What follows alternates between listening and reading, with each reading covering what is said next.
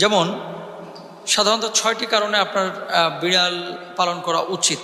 1 number, বিড়াল যদি বাড়ির মধ্যে থাকে, আল্লাহ রাসূল সাল্লাল্লাহু আলাইহি ওয়াসাল্লাম যেহেতু তিনি পছন্দ করেছেন, সুতরাং রাসূল সাল্লাল্লাহু আলাইহি ওয়াসাল্লামের পছন্দের প্রাণী আপনার বাড়িতে আছে, মানে আল্লাহর রাসূল যে প্রাণীটাকে পছন্দ করেছেন সেই প্রাণীটা আপনার বাড়িতে ফেরেশতা নিয়ে আসবেন।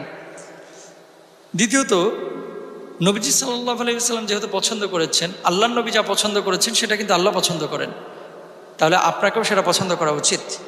3 নাম্বার, আল্লাহ রাসূল সাল্লাল্লাহু আলাইহি ওয়াসাল্লাম ভালোবেসেছেন, তার মানে বিড়ালকে ভালোবাসা এটা সুন্নাহ। যদি আপনি বিড়াল ঘরের মধ্যে রাখেন, একটা সুন্নাহ পালন হবে।